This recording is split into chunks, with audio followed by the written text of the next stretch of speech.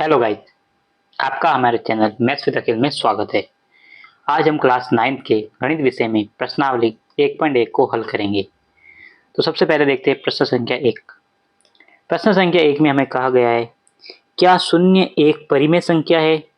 क्या इसे आप p बट्टा q के रूप में लिख सकते हैं जहाँ p और q एक पूर्णांक हो और q 0 के बराबर नहीं हो? तो जैसा कि हमें पता है शून्य एक परिमेय संख्या है। कैसे? आप कहेंगे कैसे? तो सबसे पहले अपन शून्य को p बटा q के रूप में लिखेंगे। तो सॉल्यूशन होगा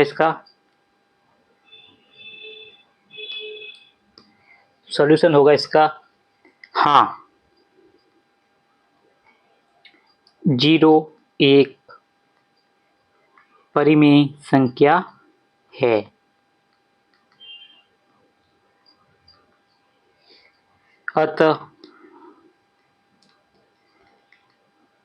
अतः हम इसे p बटा q के रूप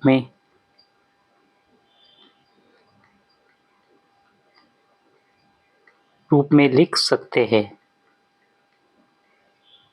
अभी आप कहेंगे कैसे? तो आप देख सकते हैं उदाहरण में जैसे लिखता हूं मैं 0 बट्टा 1। 0 बट्टा 1 की वैल्यू क्या होगी? 0। या 0 बट्टा 8। 0 बट्टा 8 की भी वैल्यू क्या होगी? 0। जैसे आप और भी बहुत सारे ले सकते हो, 0 बट्टा 3, 0। तो आप देख सकते हैं कि हम इसे 0 को p बट्टा q के रूप में लिख सकते हैं और 0 एक परिमेय संख्या है। इसी की तरह से हम इस सवाल को करेंगे। क्लास 9 के गणित विषय में प्रश्नावली 1.1 की प्रश्न संख्या 2 को देखने जा रहे हैं। तो सबसे पहले देखते हैं प्रश्न संख्या 2 में क्या कहा गया है। प्रश्न संख्या 2 में हमें कहा गया है 3 और 4 के बीच में 6 परिमेय संख्या ज्ञात करनी है। यानी पूर्णांक 3 और 4 के मध्य हमें कितनी 6 परिमेय संख्या ज्ञात करनी है। तो सबसे पहले हम इसका सॉल्यूशन करेंगे। सॉल्यूशन बराबर, सबसे पहले देखो, हमें जितनी भी परिमेय संख्या ज्ञात करनी है उससे एक ज्यादा का हमें अंश में और हर में भाग देना पड़ेगा। यानी उस संख्या को ऊपर और नीचे उतनी ही संख्या के एक ज्यादा, यानी कि 6 संख्या निकालनी है तो उससे एक ज्यादा 7, 5 निकालनी है तो उससे एक ज्यादा 6 से ऊपर नीचे गुणा करना होगा। तो सबसे पहले हम लिखेंगे संख्या 3 और संख्या 4, फिर इनको ऊपर नीचे गुणा करेंगे। ऊपर नीचे गुणा करेंगे अपन 7 से। 7 से क्यों करेंगे? क्योंकि अपन को 6 संख्या ज्ञात करनी है, यानी एक संख्या ज्यादा से अपन इसको ऊपर नीचे गुणा करेंगे।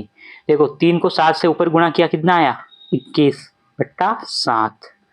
और 4 को 7 से ऊपर गुणा किया, क्या आया? 28 बट्टा 7। तो अपन के पास दो नई परिमेय संख्या आ गई। अभी हम 21 बट्टा 7 और 28 बट्टा 7 के मध्य 6 परिमेय संख्या ज्ञात करेंगे। तो लिखते हैं संख्या 21 बट्टा 7 व 28 बट्टा 7 के मध्य परिमेय 6 परिमेय संख्या है। 6 परिमेय संख्या कौन सी होगी? तो आप कहेंगे 6 परिमेय संख्या होगी 22 बट्टा 7, 21 के बाद 22, फिर 23 बट्टा 7, फिर 24 बट्टा 7, फिर 25 बट्टा 7, फिर 26 बट्टा 7 और 27 बट्टा 7। तो जैसा कि हमने देखा 21 बट्टा 7 और 28 बट्टा 7 के मध्य हमने 6 परिमेय संख्या ज्ञात कर ली। आपको पता ही है 21 7 में 21 का भाग देंगे तो ये पूरी संख्या क्या बनेगी? 3। 21 में 7 का भाग देंगे और 28 में भी 7 का भाग देंगे तो ये पूरी संख्या क्या बनेगी? ये पूरी 4 के बराबर आ जाएगी और ये पूरी 3 के बराबर आगे जाएगी। तो 3 बट्टा 4 के मध्य अपन ने कितनी 6 परिमेय संख्या निकाल दी, जैसे 1 2 3 4 5 और 6। तो इसी की तरह से हम इससे रिलेटेड सारे सवाल करेंगे। तो सबसे पहले अपन देखते हैं प्रश्न संख्या 3। प्रश्न संख्या 3 में हमें कहा गया है परिमेय संख्या 3 बट्टा 5 और 4 बट्टा 5 के मध्य अपन को 5 परिमेय संख्या और ज्ञात करनी है। तो 5 परिमेय संख्या और ज्ञात करने के लिए अपन क्या करेंगे?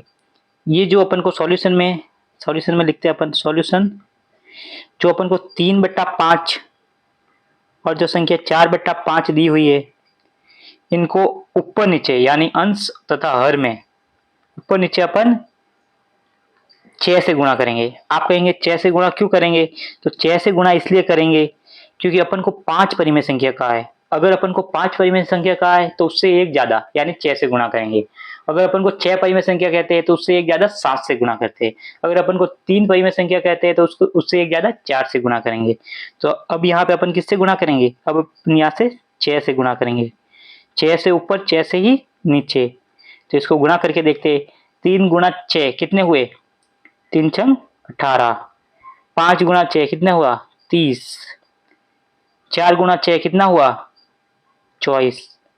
और 5 गुणा 6 कितना हुआ? 30। तो अपन के पास अभी दो नई परिमेय संख्या आ गई।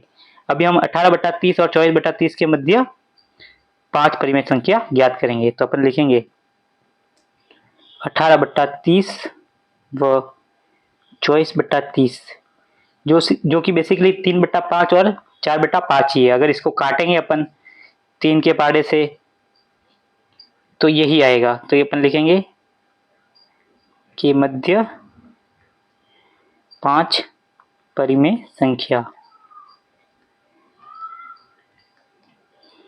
अपन लिखते हैं परिमेय संख्या।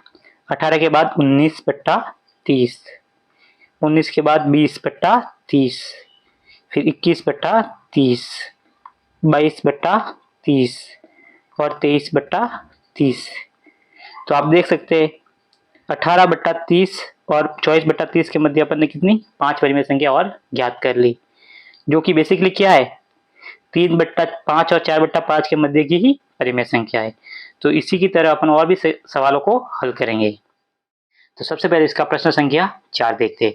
प्रश्न संख्या 4 में अपन को कहा गया है, नीचे दिए गए कथन का सत्य और असत्य जांच करें और कारण भी बताना है कि यह सत्य और असत्य क्यों है। तो सबसे पहले पहले प्रश्न में अपन को कहा गया है, प्रत्येक प्राकृत संख्या एक पूर्ण संख्या है। अपन को ये कहा गया है, क्या एक प्रत्येक प्राकृत संख्या एक पूर्ण संख्या होती है? तो सबसे पहले अपन को पता होना चाहिए प्राकृत संख्या किसे कहते हैं और पूर्ण संख्या किसे कहते हैं। तो सॉल्यूशन में अपन लिखेंगे प्राकृत संख्या n यानी नेचुरल नंबर। नेचुरल नंबर किसे कहेंगे? जो 1 से शुरू होके अनंत तक जाता है, डॉट डॉट डॉट अनंत। और पूर्ण संख्या किसे कहते हैं? यानी होल नंबर। होल नंबर किसे कहेंगे? जो 0 से शुरू होकर धनात्मक दिशा में अनंत तक जाता है। तो अपन को प्रश्न में अभी कहा गया है, प्रत्येक प्राकृत संख्या एक पूर्ण संख्या होती है। तो अपन लिखेंगे सत्य, हाँ, प्रत्येक प्राकृत संख्या एक पूर्ण संख्या होती है। प्रत्येक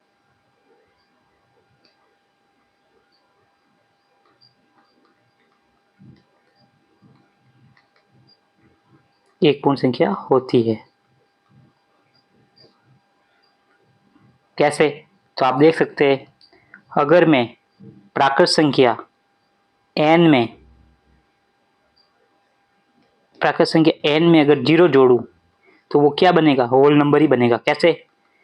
तो 1, 2, 3 से अनंत तक में अगर अपन एक 0 और ऐड कर दे तो ये क्या बनेगा? एक पूरा होल नंबर बनेगा।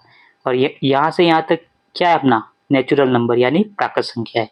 और ये 0 इसमें जुड़ते ही क्या बन जाएगा? ये पूरा होल नंबर यानी कि पूर्ण संख्या बन जाएगी। तो इसी की तरह अपन पहला प्रश्न में कहेंगे सत्य, ये प्रत्येक प्राकृत संख्या एक पूर्ण संख्या होती है। अभी अपन प्रश्न संख्या 2 को देखते हैं। प्रश्न संख्या 2 में अपन को ये कहा गया है, प्रत्येक पूर्णांक एक पूर्ण संख्या होती है। तो आपको पता है कि एक पूर्णांक में धनात्मक भी आते हैं और ऋणात्मक भी आते हैं, पर पूर्ण संख्या में हमेशा क्या आते हैं?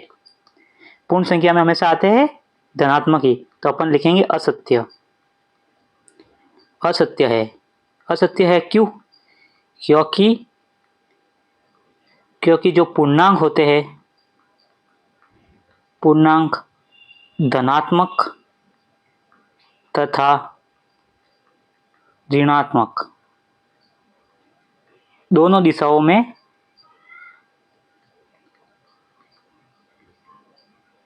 दोनों दिशाओं में होते हैं, परंतु जो पूर्ण संख्या होती है, वह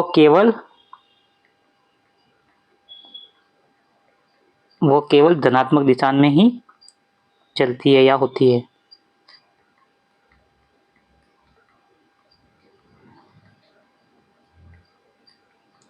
जैसे कि आप कहेंगे एग्जाम्पल, तो एग्जाम्पल के लिए आप देख सकते हैं पूर्ण संख्या। तो पूर्ण संख्या के लिए मैं करता हूँ पूर्ण संख्या के लिए लिखते हैं अपन W होल नंबर, 0 1 2 3 और अनंत तक। उसी की तरह लिखते हैं इंटीजर यानी कि पूर्णांक होते हैं माइनस अनंत से शुरू होते हैं, फिर -2 -1 फिर 0 फिर +1 +2 फिर प्लस का अनंत। तो आप देख सकते हैं जो पूर्णांक होते हैं वो माइनस से शुरू होके धनात्मक दिशा तक चलते हैं, परंतु जो पूर्ण संख्या होते हैं वो 0 से शुरू होके सिर्फ धनात्मक दिशा में ही चलती है। इसलिए दूसरा प्रश्न, प्रत्येक पूर्णांक एक पूर्ण संख्या होती है, वो एक असत्य कथन है। उसी की तरह अपन तीसरा सवाल देखते हैं। तीसरे में अपन को कहा गया है प्रत्येक परिमेय संख्या एक पूर्ण संख्या होती है। तो सबसे पहले देखते हैं कि परिमेय संख्या किसे कहते हैं, जो P/Q के रूप में व्यक्त की जा सकती है। तो ये भी असत्य होगा। असत्य कैसे होगा? असत्य है क्योंकि आप देखिए परिमेय संख्या, देखो एक तो 4/2, इसको अगर अपन काटेंगे तो 2 ही आएगा।